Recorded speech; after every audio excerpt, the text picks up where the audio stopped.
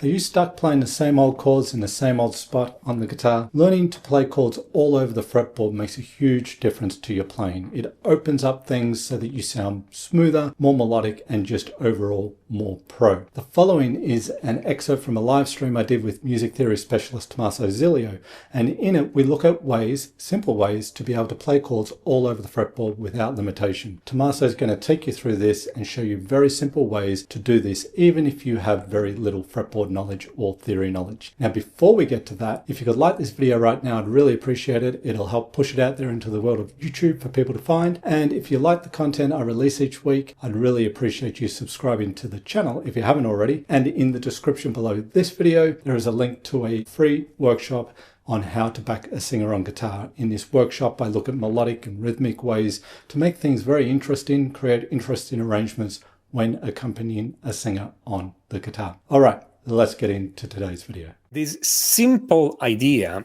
is this. We guitar player got a very bad habit of playing chords down there. Okay, and just play the shape of the chord, and just thinking of just play the shape and get on with it. That's okay, you can use that, but it kind of obscure one thing. It makes things sound better. What is that? This thing, I'm gonna say the name, nobody gets scared, okay? This thing is called voice leading. Ooh, okay? So people are already disappearing like, no, I don't wanna hear about it. Take it easy, guys. It's super simple. The idea is this. You wanna essentially start to learn the chords around the fretboard. Simon can teach you that. I can teach you that. Other people can teach you that. But basically, you only need to play 3 notes of the chord somewhere else. And then, when you want to move the chords from one chord to another, you want to stay close. That's the essence of voice leading in words. What does it mean in practice? Let's take a super simple chord progression. And the chord progression is going to be simply C to G, back to C. Now, if you are already advanced in music theory, you may roll your eyes because we're just using... Don't worry, in a moment I'm going to give you also more advanced stuff for you guys, no problem. But make sure you get this first. So, that's the easy chord progression with the normal shapes. Now, the C chord, C major, is made of 3 notes. Those 3 notes are C, E, and G. As long as I play one C note, one E note, and one G note anywhere on the fretboard, I got a C chord. Okay, so I could play those 3 notes here. In any order, so that's an E, G, and C. Or I can play them here. That's G, C, and E. If you don't know the notes on the fretboard, you don't have to know them by heart. You just get a diagram with all the notes. If you don't have one, send me an email. I'm sending one to you, no problem. As long as I play those 3 notes, C, E, and G, anywhere, on any 3 strings, it's still a C. And those 3 notes could be far away. I could play the C here, the E here, and the G up here. Or the C, G, and E. It's still a C chord. So what we're doing right now. Before, every time you were reading C on a score or whatever, or you were thinking of playing a C chord, you were doing this. Again, not all of you, but let's start from there. We're doing this.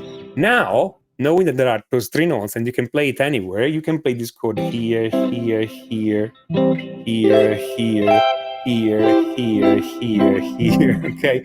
Or here, and here, okay? As long as you play a C and E and a G, you're golden. Here's when it starts to get interesting.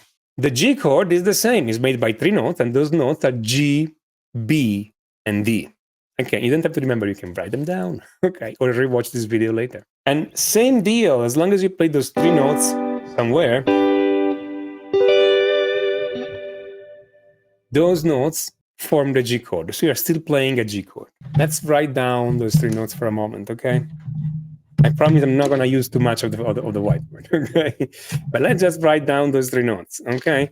So the C chord is C, E, G. Boom. The G chord is G, B, D, but I'm going to write them in a different order, this way. See? It's this G, B, D. Why I've written them this way? Because both chords have a G note. the C and the B note are close by. The E and the D note are close by. So what's going to happen? Let's say I'm going to play a C chord. This is 5, 5, 5, the 5th fret on string 2, 3, and 4. So on the B string, the G string, and the D string. Play 5 on all of them. That's a C chord. If you read the notes, on the 4th string I'm playing a G note. On the 3rd string I'm playing a C note. On the 2nd string I'm playing an E note. And if you look back at our diagram here, I want the G to stay still. When I move from the C chord to the G chord, I want the G to stay still. I want the E to go down to D, and I want the C to go down to B. Why I'm doing that? Because I'm trying to move every note as little as possible. That's what I call voice leading. It's what is called voice leading, but okay, or at least the easiest version of voice leading. Okay, every note move as little as possible. So if I'm doing these on the fretboard, and again, I realize right now you guys are spinning your wheels to follow that, but with a little bit of exercise it becomes easy. That's how it sounds. So I have the C chord here, the G chord is here, fret number 5, fret number 4, fret number 3, and then back here. And you may think, well, that still sounds okay, not great. Well, it's better than this, in my opinion. But that's the other thing. If I was playing the C chord somewhere else, say here, I will use the same diagram. I will move the same notes in the same way and get this. And if I was playing the C chord here, this will happen. And if I was playing the C chord here, this will happen. And if I was playing the C chord here, this will happen, and so on and so forth. And all those are all C, G, C. And there are many different sounds from just those two chords. Indeed, one of the challenges that many composers do is like, can I compose something interesting using only two chords?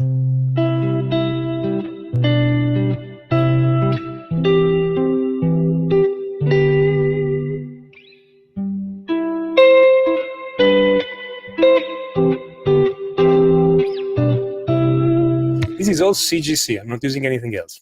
I'm also staying on the same strings, okay? Makes sense? Just two chords. So the first thing is this.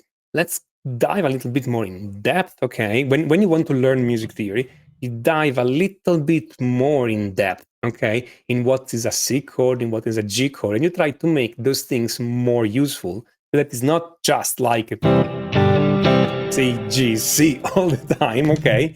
And so you can make more music out of that material. Now, you may be thinking, that's kind of esoteric, that's kind of strange. How many people know that? Yeah, pretty much everybody. That's the thing, okay? If people are writing songs, they have an idea about that. Definitely, lots of the music you listen to has been written thinking about that, okay? Whether it's rock, pop, classical music, jazz. Above a certain level, everybody knows this and does this all the time, okay? So that would be the first thing. Just think, when you have a chord progression, if you can play the chord somewhere else on the fretboard, and again, you just need to find the notes and play them, and then see if you can move those notes as little as possible. The first time you do it, takes a while, okay? You may want to write down those notes and connect those notes with lines, okay? Use a notepad. The more you do it, the easier it is. There are shortcuts, there are ways to make it even faster, okay? But it creates more interest, okay? Now, I've used two chords, so I wasn't really using much. Now, I'm gonna use 4 chords, okay? I'm gonna use I'm gonna do that. I'm gonna do C, G, A minor, F.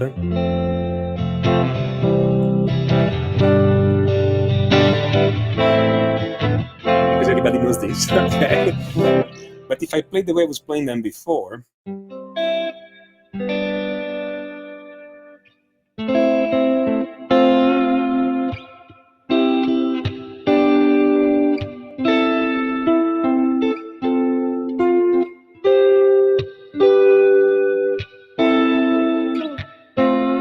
I can move up and down however I want. I'm playing the same 4 chords in the same order, okay? I'm playing C, G, minor, F. Then I can play C, G. Now I play the A minor here and F. And then C, G, and then minor and F. And maybe go higher again, C, G, and maybe come down now, A minor, and then I'm just moving more and playing the F here, and so on and so forth. So, point is, now I can steer my song, my chord progression, my music up and down the way I want, even if I have only 4 chords. The technical implementation, again, could be a bit complex, but the only thing I'm doing is I know the notes of those chords, and I know what those notes are, and I'm playing those notes. You can learn them note by note, you can learn them with the shapes, so you can learn them in other ways, there's more than one way. All of them are good, okay? Depends on what you prefer to do. But the idea is you just are able to multiply the effectiveness of those chords. Not only that, and like people say, yeah, getting to know the fretboard so well is a work in progress, it takes a little bit of time. Then you can use this knowledge to create actual music. The chords I'm taking, of course, I mean, I know what I'm going to end up, but the chords are B minor, D, F sharp minor, E major. I play them here. Okay, but if I put them here, I'm sorry, let me use this sound here.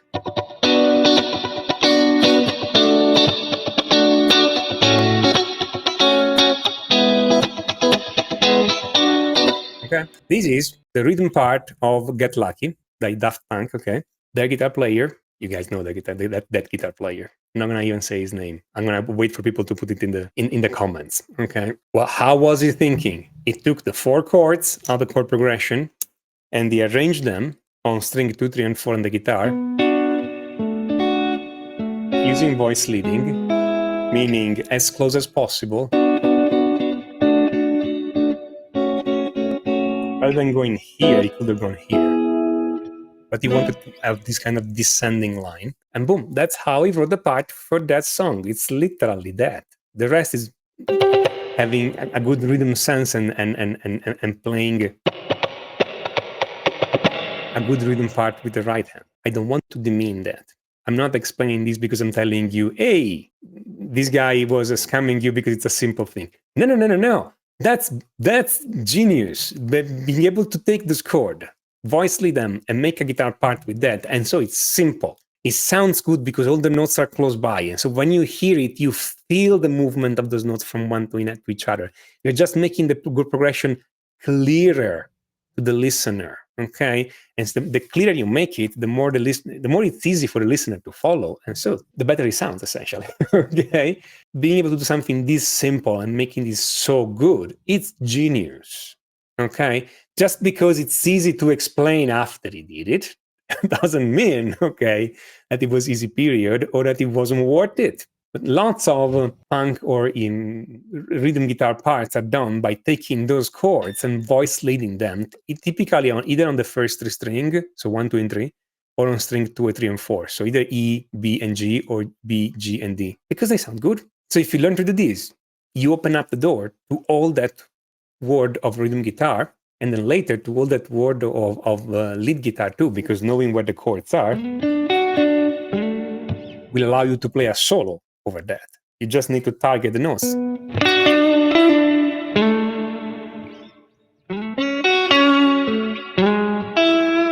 Okay, I'm just targeting the notes of those chords. I'm using the same shape rather than playing them all together. I'm playing them one at a time with a little bit of phrasing and other things, and I can create a solo. Indeed, that's how they wrote the melody of the song. Okay. It's all there. A beginner sees those 4 chords and thinks, an